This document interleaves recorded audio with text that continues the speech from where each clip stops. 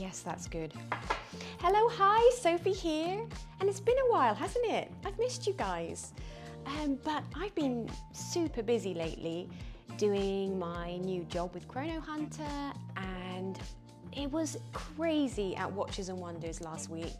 And that's what this video is about, because I just want you guys, if you're going next year, to get some tips and advice and plan your trip better than I did this year. It was so intense.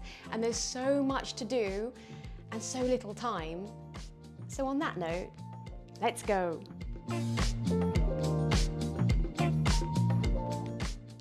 So let's start with Watches and Wonders itself, which is in this enormous Expo building, that's the name of it.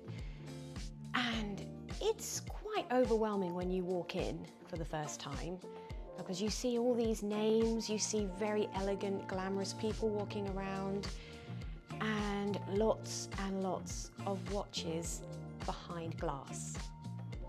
And honestly, it was quite intimidating for me. The first day I went was on a Friday, which was a press day. So it was extra intimidating because, you know, just little old me going there by myself. But, you know, I fixed up sharp, put my big girl pants on and went with the day. And I made the most out of it. But here's how. So, 1, get there early, okay? Get there early. Because if you do, you can then look at the brands that you're interested in and go straight there and ask for what they call a touch and feel session, which sounds a bit naughty, but it's not. It's just an experience so you can hold the watches, see the watches, and experience them, because as much as I like a museum, I'm not going and paying to go to Watches and Wonders to look at a watch behind glass. I want to see it, I want to know all about it, I want to hear from the designers, the owners, and all of that, and you get that experience more from a touch and feel session. So do that. So get there early, 9 o'clock, through the door. Well, my husband and I, we literally raced separately to the places we wanted to go to, out of breath, and just kind of asked in a very polite way, could we see the watches? Can we make an appointment? And for the most part, it works. There are some brands, I'm looking at you, Rolex, who clearly don't really care about their clients or anything like that, because yeah, you have to just queue up, they give you a tote bag. I've never been a girl for a tote bag, and a catalogue, and they push you through. You get to see the watches and feel, as Andrew Morgan puts it, humbled and blessed to be able to witness the watch behind glass, and then that's it. And there are a couple of other brands like that at Watches and Wonders, but honestly, for the most part, they are very client focused and they want you to experience the watches and obviously buy them. That's the whole point of the show, really, isn't it? So you've booked your touch and feel sessions at your favorite places. My favorite ones that I did were Zenith, Parmigiani, Chopard, Speak Marine, fantastic, and H. Moser was pretty much a life-changing experience for my husband particularly. Oh, but there are so many others that are great. Honestly, Trilobe or Trilobe, independent French maker, he was just there talking about his amazing designs. It just blows my mind that people can just wake up and make a design of a watch, and it's truly spectacular. And there's so much mathematics and engineering, and at the end you get this mini sculpture and work of art that works, and it actually has a purpose. And you can wear it. It just blows my mind. I love humans when they're good, and watches is that for me. It's just the purity. When you boil it down, that's the purity of watchmaking. And yeah, so I did get to experience that at Watches and Wonders, so that was a joy. And okay, so that's the experiences. Book early, do that. You'll have an amazing time and you'll get to actually talk to the owners and the brains behind the watches, which is kind of why we want to go, right? Next, you are not allowed to bring water or food into the venue. They have many bars all located around, so you're not going to go hungry or thirsty. But there is one special experience that I implore you to try. Gégé Le Coute had a restaurant with a little courses from a 2-star Michelin chef in Dubai. I think it was called Prestige or Precision. I'll find the picture. But every year they do this and you can book. So again, go in the morning, book. It's definitely not a lunch, okay? I left hungry, but I also left amazed and my mouth and taste buds was elated. So I definitely would recommend doing that. It was very special. And yeah, and they do that every year, and it was just 10 francs for a course, and it came with a little drink. And the course is literally this big, so tiny, but it blew my mind. And it was just something that totally elevated the day and something I will remember always. So I definitely would recommend doing that. Next, we're still on Watches and Wonders here. Your outfits. But what do you wear, I hear you cry? Well, the consensus was, just by looking at everyone else, was very much smart casual wear. I mean, I dress like a cake most of the days, but that's me and I can't change myself. But if you're worried about being too casual, yeah, honestly, I wouldn't go in shorts and jeans and trainers. I mean, you can do that, but it's nice to dress up, and I would recommend smart casual. So maybe jeans with a blazer or a nice jumper, some shoes and trousers, I don't know, a nice dress. But I would dress up because let's face it, this is all very luxury and it's just nice to kind of dress the part for the luxury experience. So that's my 2 cents on that. Obviously, if you want to be casual, go for it, whatever, do you, because I definitely did me, but it's just how most people were dressed. So if you want to fit in, then smart casual is probably the best way.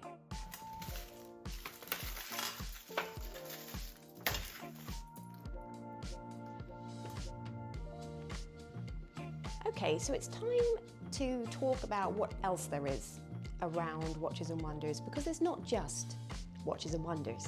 So there's a place called Beau Rivage, which is this beautiful luxury hotel, and inside is a treasure trove of micro brands and passionate watchmakers that lead you into this creative bubble.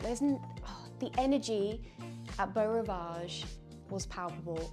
So many wonderful minds in one place, and all the owners were there, all the designers, all the watchmakers, and you just kind of went to each booth and you got to try on the watches, and you really got to know the brand and the people behind the brand, which sometimes you don't get to do via social media. And honestly, those guys are wonderful. So just to name a few brands that I really connected with and just loved, were obviously Furl and Mary, because I knew them before, and I am so excited for their new releases. Just they nail it every time. Seriously, amazing. Next, Space One.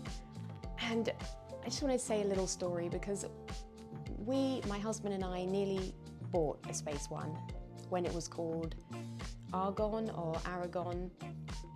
But my husband, he works in finance, he's very risk averse. So when the Kickstarter kind of got cancelled, he just got cold feet and we didn't buy the watch. But I tried it on, and I tried one on in titanium, which had, well, I'll show you a picture. So it's got rainbow, like fuel burnt patina on it. It's just freaking awesome with the SOPROD movement, jumping hour. ooh, so good, so good. I really want one. They also have their new watch, which was totally incredible. And they had the prototype there, so I'll show you pictures of that. And just the movement and what it does is mind-blowing. I just love what those guys are doing, so well done. And next was Baltic, and I've seen a lot of people wearing Baltic watches, and I thought, oh yeah, they look nice. But I had no idea that they were the price they were. And I went there and I looked at the watches, I tried some on, I just asked how much they were, and I was absolutely, my jaw dropped, because they are such good value for the money and the quality is just amazing. And they have some really cool, unique designs. Obviously they've got quite a lot of designs, but I think there is something for everyone. And my favorite was the one with the little micro rotor. I just couldn't believe it was the price it was, and it just made my love of bargains just very happy. And I met Etienne, who is the owner and creator, and you know, he was a great guy. And bless him, he had to endure me talking at him for a good 45 minutes at least. So, you know, kudos to you to not just like push me out the way. But I have a lot of thoughts, and you know, as a woman in the watch world, there's still some, you know, there's still some stuff to be done there. And I did have some quite negative experiences too, based on the fact that I'm a woman. Not at Beau Rivage, but I did at Watches and Wonders, and I won't say any names or anything like that, but yeah, let's just say I was treated like I had no clue about watches whatsoever, and then, yeah, just insulted quite a lot. Yeah, so that was one experience I will never forget.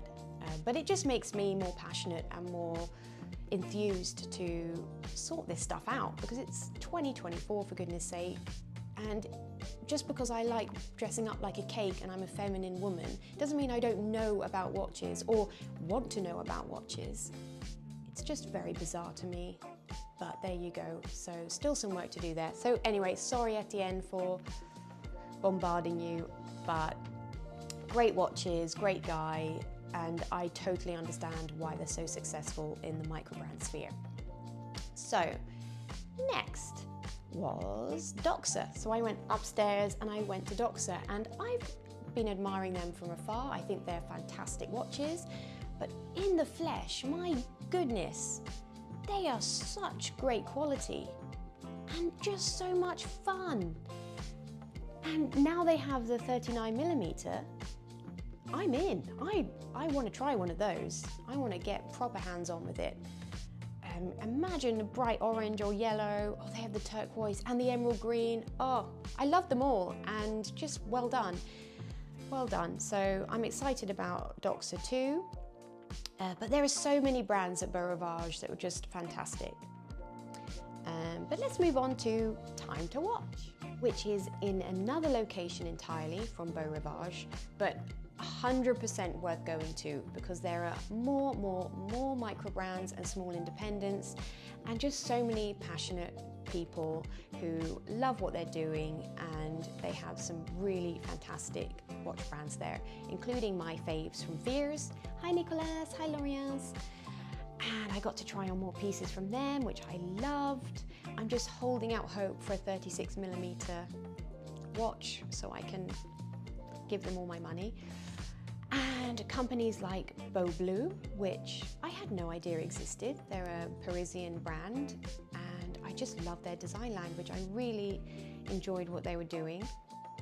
And yeah, there were so many other brands there. It's too to name them all, but I'll do a little montage of all the watches I tried on, and honestly I could have spent a week just being in there. So yeah, so as the public, that is 15 francs the ticket was, so not very much, and the Beau Rivage was free completely, so well worth going. But let's talk about how long you should actually book for next year, because As someone who lives in Switzerland, it was easy for me to be there basically the whole week. But I think, honestly, 2 days is enough for Watches and Wonders. 2 solid days where you're going for it, yeah, or 3 days where you're kind of gently doing it. And then you need at least a day to visit Beau Rivage and Time to Watch. So really, I think a long weekend is the best. Or if you are not interested in micro brands, the weekend, or I would recommend going the Sunday and the Monday, because they were just a bit quieter and it was just a very beautiful experience to go then. So there you have it, my kind of brain gushing about the week and some advice for you. And I hope it was helpful, because honestly, it was quite overwhelming for me when I first went, but now I know what the whole deal is with it. I feel very confident going next year and making the most of my trip. So on that note, I'll say goodbye. Bye.